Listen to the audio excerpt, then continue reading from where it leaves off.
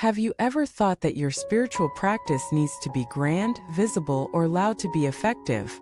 Have you questioned whether silent, personal devotion actually makes a difference in a world so loud, chaotic, and complex? And perhaps the most piercing question: can simply sitting at home and chanting really save yourself, or even influence the greater world around you? Welcome back to the channel that explores the profound truths of quiet power and inner clarity. Today's message might shake the very foundation of what you think it means to contribute, to serve, and to awaken. You see, we live in an age of action. We're told that to matter, we must do more, achieve more, speak more. Spirituality, too, has been hijacked by performance. The louder the chant, the bigger the ritual, the more public the display, the more effective it must be. Right? Wrong. Because the deepest shifts happen in silence. The most profound healing happens invisibly, and the greatest service you may offer the world might come not from your voice, but from your vibration. Let me say this clearly: you can sit in your room, with no one watching, no audience, no recognition, and through focused chanting, truly change your life. Even more, you begin to affect the world around you. But how? Because sound is vibration, and vibration carries frequency. When you chant with presence, your words are not just sounds, they are signals. They align your mind, your body, and your field with universal intelligence.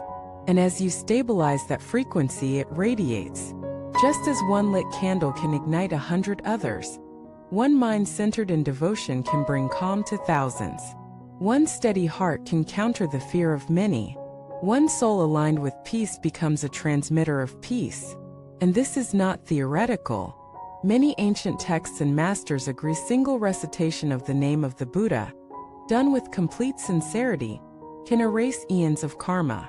That is not metaphor, it's truth in the vibrational universe.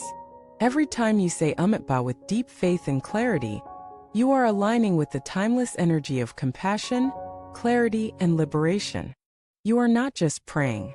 You are becoming the prayer. Most people don't understand this. They think chanting is ritual. They think it's repetitive, meaningless sound. They don't feel spiritual doing it. But the problem isn't the practice, the problem is the lack of presence. The true practice of chanting is not in the words, it's in the awareness behind the words. Every syllable becomes sacred. Every breath becomes a blessing. Every repetition becomes a return to now, to truth, to peace. And as you repeat, you purify. Not just your thoughts, but your karma. You burn through layers of fear, doubt, guilt, and illusion. You return to your original clarity, not by trying to be holy, but by being wholly present. I once knew an elderly woman who never left her village. She didn't speak much. She lived alone. But every morning, she would sit quietly and chant the name of Amitabha for hours. People thought she was just eccentric. But those who came near her felt calm. Her neighbors said her home was always peaceful, no matter the storms outside. When she passed, the entire village attended her funeral. Many wept not from grief, but from deep respect. They realized she had been holding the entire community in silent grace for decades. That's the power of devotional stillness. You may think, but I'm just one person. I have no influence. Let me correct that: your mind is a universe. Your energy radiates. If your thoughts are chaotic, you contribute to global chaos.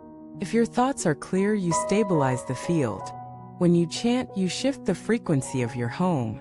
That shift ripples, touches the people you meet. It changes how you respond to stress. It alters the trajectory of your choices. And what about saving the world?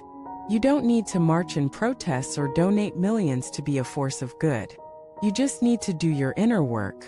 When your heart is clean, your choices reflect that. You hurt less people. You listen more. You love more deeply. That is world saving. The planet doesn't need more noise. It needs more aligned hearts.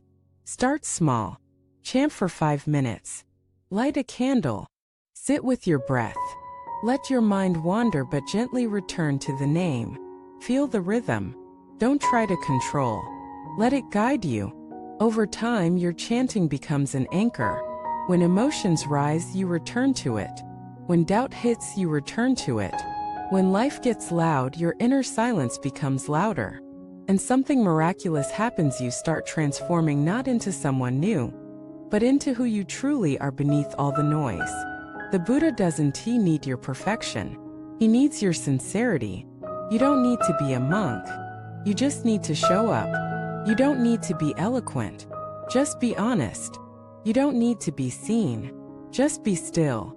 And through this stillness, you offer the world what it truly lacks, not another opinion, but a presence. So if you've been doubting your value, feeling small, wondering if your practice matters, let this be your reminder: it does. You matter. Your energy matters. Your stillness is not absence, it's medicine. In the comments, let us share our quiet victories. When did silence help you more than action? When did devotion change your direction? What is your daily spiritual anchor? If this message moved you, please subscribe, like, and share with someone who has been feeling helpless. Remind them they don't have to change the whole world. They just have to return to themselves. Sometimes the most revolutionary act is to sit, breathe, and chant the name of the one who reminds you are already free.